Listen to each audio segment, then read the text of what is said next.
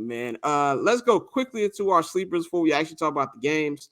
For tomorrow, Eastern Conference, Western Conference sleepers. Let's just each name like maybe a team or two real quick. I'll start with who I think would be a sleeper in the, not really necessarily a sleeper in the East, because I think the East is real top heavy, but a team that kind of, they might have a little thing. I'm kind of looking at the Brooklyn Nets just a little bit. Like, they've got things that I feel like, not saying that they're going to be a top 5 seed. They could probably be, a play-in team, maybe even last, the 6th seed or something like that. But the way that Ben Simmons has actually been playing, it looks like, I don't know. 8 turnovers, dog. He had 8 turnovers. Okay. 8 turnovers, dog. Nobody posted the rest of the stat line. It's all do that fucking behind the back pass. Oh, Ben Simmons is back. He had 8 turnovers in that game. Yeah. Okay, what's this? You got Mikal Bridges, you got Cam Johnson. I think this is a team that at least could be a team that I could see making the play-in and actually have some sort of an identity. With the West, there's a couple teams that I look at as potential sleepers. My number one, obviously, is the Oklahoma City Thunder. I love what they've got. I love Shea. I love we finally gonna see Chet this year. So they've actually got their roster of teams that I feel like could be sneaky good a little bit. I'm not saying this team is gonna make the play-in or do anything of substance, but Wembanyama enough makes me enough to want to add the Spurs to one of my league pass teams, man. So everybody else in that conference, we kind of know a lot about. So that's what I'm gonna go with my sleepers in the East and the West. As far as the East, bro, I don't know. They're not gonna win a lot of games, but they're gonna be fun to watch. I tell you that. So one team I'm interested to see what they do is the Washington Wizards. They're not gonna be on shit, but the Rose Bowl Wizards off the little bro. Dribbling, shooting, all kinds. It's gonna be all. You know what it's gonna be like? G low key. It's gonna remind you a lot of them old Warriors with Monte Ellis, where they were just putting up everything. They just putting up everything. That's gonna be that type of vibe. So that's one team in the East. And out West, obviously, again, like you said, this is a team that's not really a sleeper. But honestly, if they stay healthy, I think the Lakers could do super damage this year. Putting the Lakers as a sleeper is crazy. It is, but I mean, based off everything that's happened the last 3 or 4, based off everything that's happened the last few years, like we've like pretty much, like my homies was talking, like saying I was talking crazy, but bro, Bron has been hurt every year in LA. Yes, he really is. Every year. So I mean, don't worry. Yeah. Once Martin Luther King Day come, that nigga foot start getting on fire. Don't worry. Yeah. So those are my 2 teams. Scott, I fuck with the Nets pick. Because this is the biggest if of all time. But if Ben Simmons can return to form, we have to remember, like Ben Simmons before he had his, I don't know what went on with him. He was probably one of the best defenders. My Jammer left him, nigga. I wouldn't play no games either if she left me, nigga. I'll be out for the year. He was one of the best defenders in the NBA and all NBA person. But my sleeper team in the East, I might sound the same as saying this. Dante, you're going to laugh. The Atlanta Hawks. I don't think that they can actually win anything, but I do think this is a team that can win 45 games. Like, I mean, Trae Young, like we get on Trae Young, but Trae Young has done a lot more than a lot of other people who we just not Luka. Way more. Trae Young has been to the same place as Luka. Okay. Look, hold on. Do the widescreen. Do the widescreen real quick. Hold on. Time out. No, Scott. What did Cat Williams say? Don't hold up. Everybody think the Phantom is the Phantom until a real Phantom pull up. No. The same questions we got about Luka. I didn't make the fucking playoffs, Doncic, with Kyrie Irving. Trae Young have been to the same place. He went to conference finals. Same time. He made the playoffs last year and won a game against Boston. It did happen. And he done been working with about the same, sometimes less than what Luka been working with. No, you take him over Luka? I don't know. You know the answer to that. You're not taking him over Luka. No. The reason I'm saying I don't know is because like.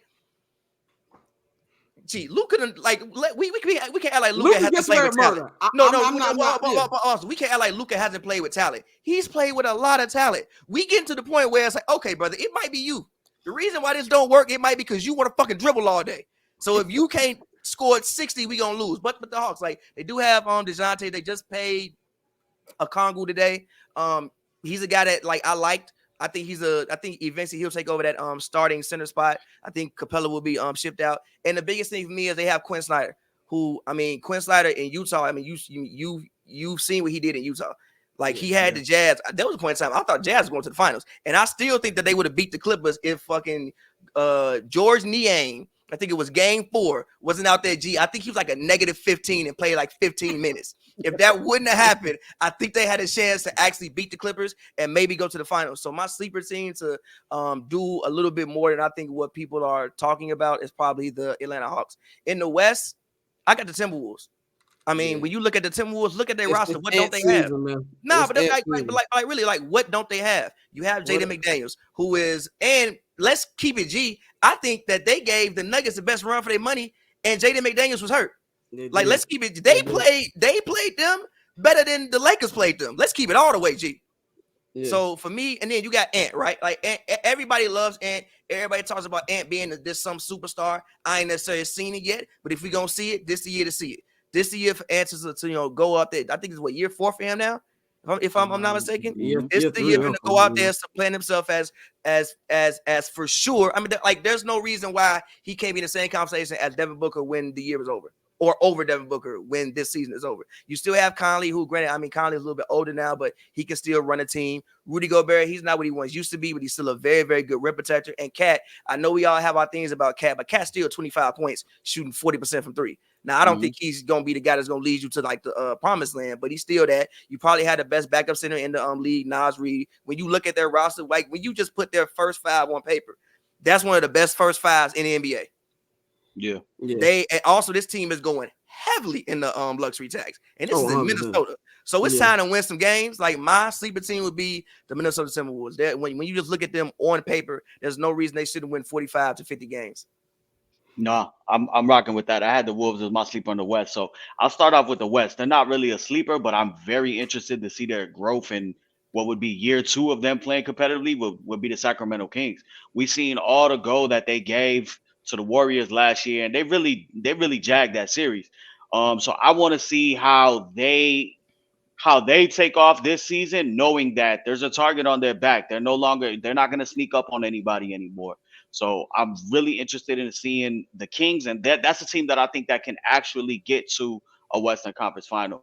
The Eastern Conference side is slim pickings, how LeBron said, but the Indiana Pacers are going to be my sleeper team. Yeah, I forgot about the Pacers. The Indiana Pacers are my sleeper team, not to probably win some shit, but in year 1 with Rick Carlisle, 25 games they won. Last year, 35 games. Tyrese Halliburton is now a superstar, and everybody, or a star, we can go any way about it. You can pick and choose, but Tyrese Halliburton is that guy. They added Bruce Brown. They added Obi Toppin. So they're going to be a fun team to watch. That's like my League Pass team of the year. Every year I like to pick a team on League Pass that I'm just going to fuck around and watch their trajectory. Vegas has them at like 36.5 wins this year. So they're basically where the Orlando Magic were last year. I think this is a team that could win maybe about 40, 41 games as long as they stay healthy. You have Benedict Mathurin. They picked up Jarris Walker. They got Miles Turner. You got Halliburton. You still got Buddy Hield. You add Obi Toppin. So I think that's a sneaky team to watch, and I think that they're definitely going to make some noise, and they're going to be a tough out. The Bulls can't see the Pacers on the schedule and think it's going to be easy. The Celtics are not going to be able to see anybody on the schedule. Right. Anybody. But teams are not going to be able to sleep on them because they will try to run you out the gym. Yeah.